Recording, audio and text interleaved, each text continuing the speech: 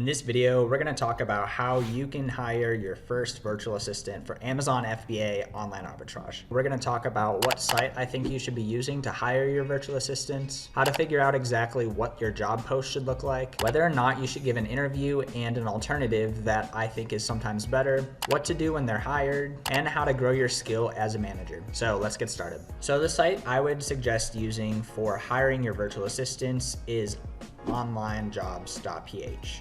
For my first virtual assistant, I hired with Upwork, and that was a decent experience. It was okay, so I would give that as a secondary thing that you can do. But I think using onlinearbitrage is going to be a lot better. I would say that there's a lot more people on the site, and so you're going to get really good results from using onlinearbitrage. And so unfortunately, it's around $70 a month, and so I really thought it was worth it to use the $70 for just 1 month. Make sure you cancel it very quickly to use onlinearbitrage, but if you're really strapped for cash, just use Upwork instead.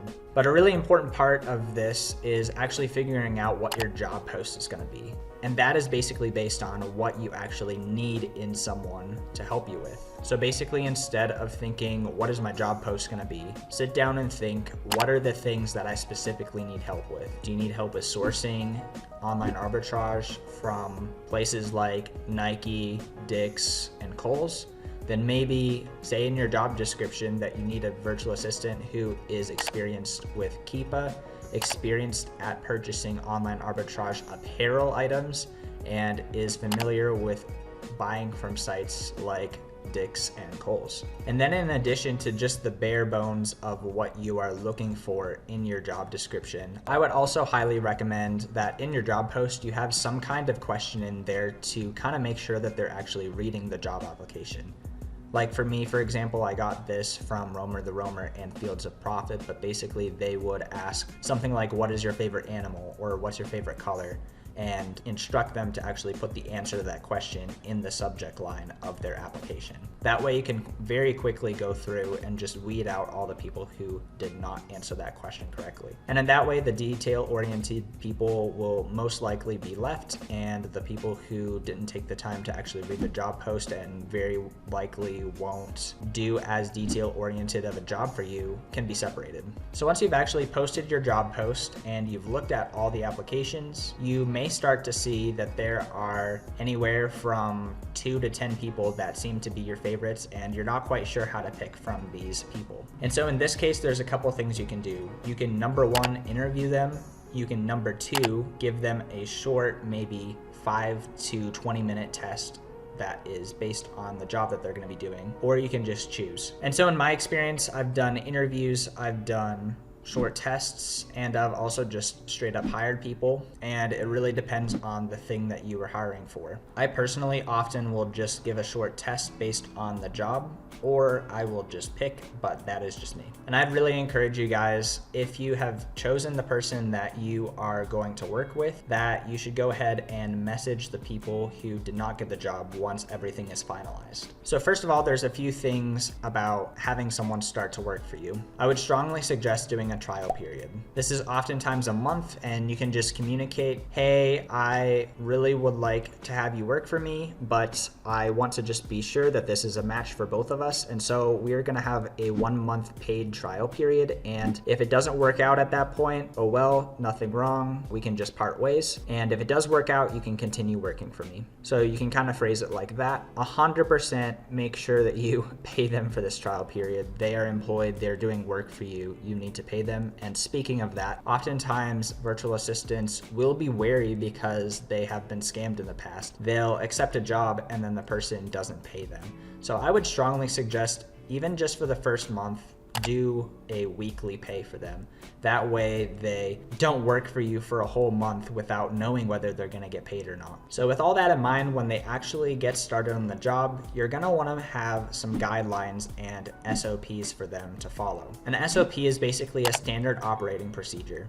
Basically, if you want them to source Kohl's in a certain way, write out the whole process of how you want them to do everything, and a very basic level. That way, if you gave it to your mom or your dad or your brother or something who isn't even involved in Amazon, they would be able to follow and have success with it. And then this virtual assistant who does have experience will do even better with it. And the more clear and concise you can give instructions for them, the better it's going to be for you. And here's a note about training and giving feedback. For me and for you, it might be super obvious what we want in a lead. It might be super obvious that we don't want to sell stuff that's not profitable. It might be super obvious to not sell private label items.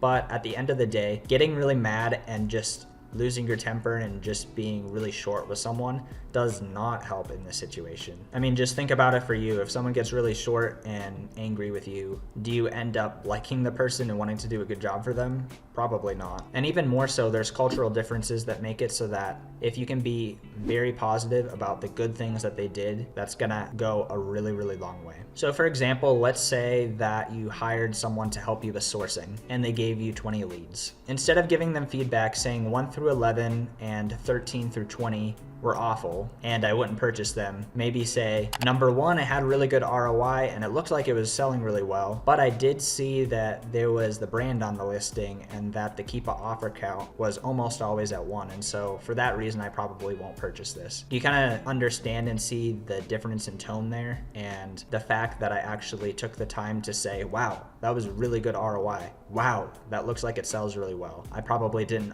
emphasize it enough as I was giving the example.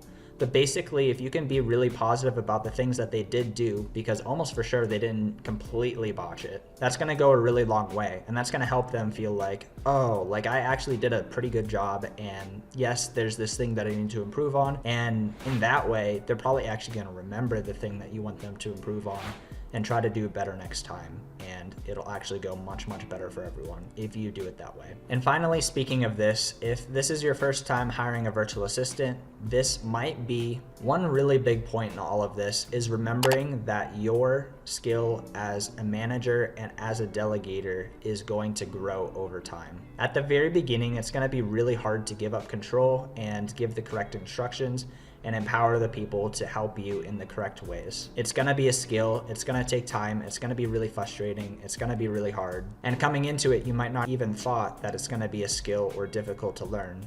Like, just tell them to do the thing. But it's a little bit harder than that, and it is gonna take some time for you to grow into this. And that's okay, that's normal. I would just go step by step and slowly give more and more control as trust is given there and as your skill in this area grows. So in summary, I would strongly suggest hiring off of onlinearbitrage. There's just a really good pool of talent on that site. I would strongly suggest knowing exactly what task you're hiring for and the type of person that is going to be able to complete that task. I would strongly suggest having a trial period for your virtual assistant and make sure that you are paying them weekly at the very start, and then you can transition to bi-weekly or monthly. And remember, as you might get frustrated with this, that this is a skill, it takes time, that's completely normal. So with all that in mind, I wish you the best of luck in hiring your first virtual assistant. You can do this, this is worth it, this is gonna help a lot. This can really free up a lot of time and help you and your business to do much, much better and end up making a lot more money on Amazon FBA. So if this was helpful, then feel free to help me out by subscribing and liking the video. Hope you have a great rest of the day and take care.